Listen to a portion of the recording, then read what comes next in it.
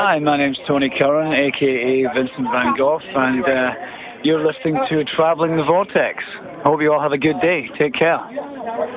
Be nice to each other. Traveling the Vortex.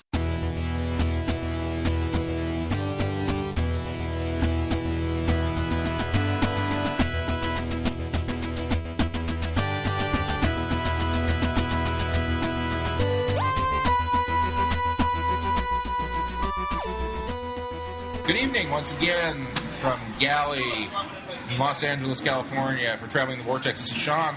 I'm Mel. And we're doing something a little different, so I'm going to apologize for the background noise, but we're actually down at what's usually referred to as LobbyCon, even though it's not the official kickoff. This is kind of the send-off for Galley, which ended today. So if you get a lot of background noise in here, we've kind of tried to go into one of the little annexes. We're actually in the room that was an annex for the autographs earlier. The autographs, yeah. But we thought we'd do a little presentation on something that was completely new to us on ribbons.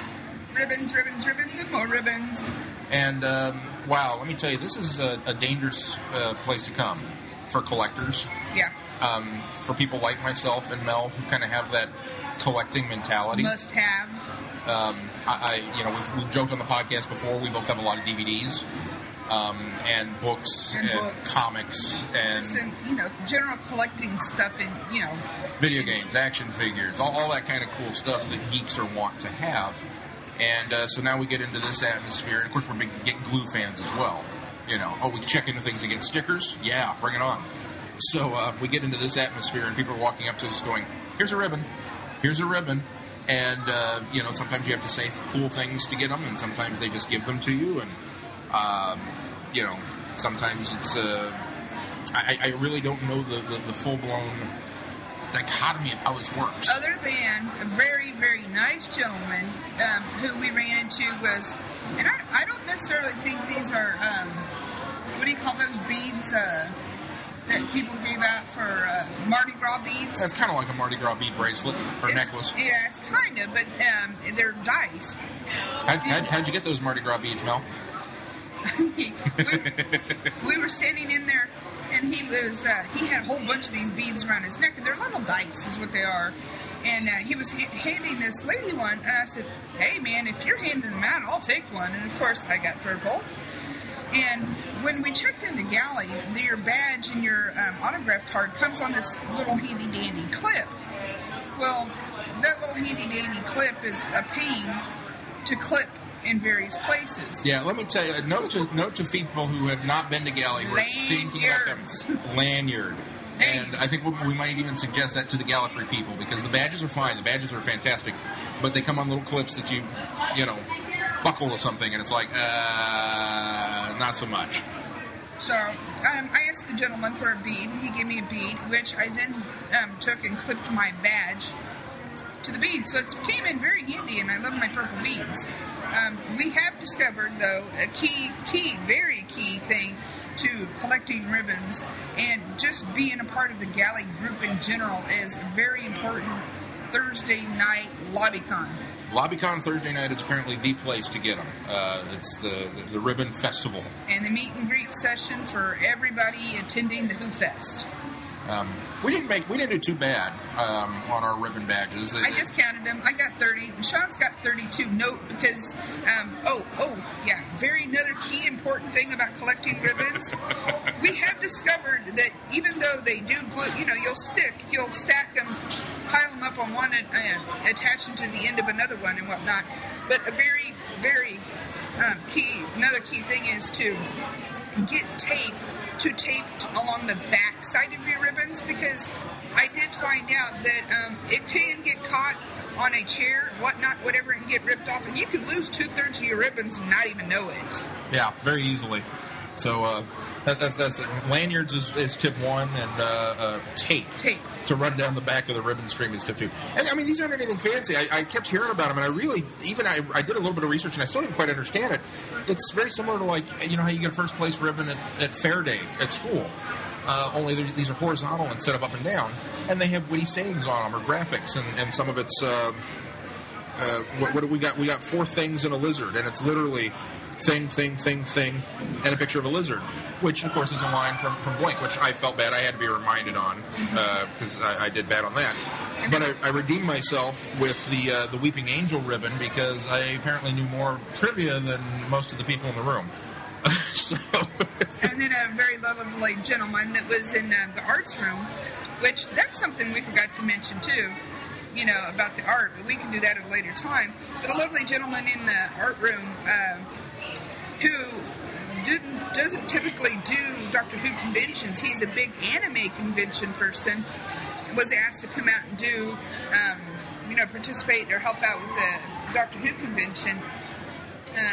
Gave us several of the anime convention ribbons that we have, and at some point in time I think we could probably take pictures of them and post them because they're really neat, the things that people come up with to put on the ribbons. Yeah, they're just very fun, and like I said, I feel like in a way we kind of we cheated a little bit. A good portion of our ribbon strands are, Shelley. Well, Shelley gave us a ton. Shelley was great. And the guy in the art, I apologize for not knowing him and his partner's name, but him and her gave us quite a few ribbons because we had sit and talked to them about anime and the Doctor Who trivia that they were working on, and just loving conventions in general. And we got several off of some of the tables where, well, if you sign up for information about this con, you can have a ribbon. Okay, let me think about that. I got to say, the one I'm proudest of, I don't know if you feel this way or not.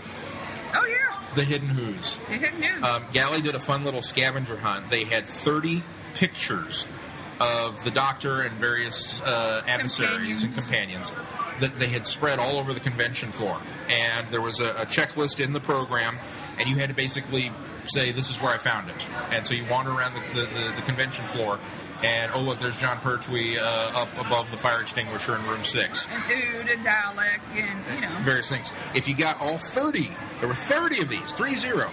If you got all 30 of them, you went back to member services, you showed them your book where you wrote down all the locations, and you got a special ribbon. It's TARDIS blue. It's TARDIS blue, and it says, I found the Hidden Who's. And I'll be honest, that one's my favorite, because we did not finish finding Hidden Who's until late today. It's late Sunday. The Ood were particularly sneaky. I don't know why. But and it was right in front of our face, too. It was a lot like the Question. It was hidden in plain sight. But so that's the one I'm most proud of. But they're a very, very cool and very fun thing. And I definitely think Traveling the Vortex needs to represent and pony up some ribbon money for when we come back next year. It's a very big thing amongst LobbyCon on Thursday. Now, I have a question for those of you that have been before. Do this. Oh, yeah. Is it faux pas? Is it a faux pas to bring your ribbons from the previous galley, bring them back, and just add two and make one immensely huge? I mean, some people here have immensely huge, long, and I don't think they had any help. Well, but I think they made a comment on one of the panels or something that we attended that somebody had previously made a ribbon skirt. A skirt, skirt, yeah. A kilt, strictly out of ribbons. That was one of the. That was the prior record holder for the youngest guest. Mm-hmm. I don't remember who it was now. Oh yeah, in last year I think it was. What's her name? Caitlin. Who played young Amelia Pond. She. One of the things that she mentioned when she came up on stage to give a little speech or talk or whatever was the fact that, and so many people are giving me ribbons, and she'd been here just this weekend, obviously, and she already had, she's not a very tall person because she's still quite young, but almost twice her height in ribbons.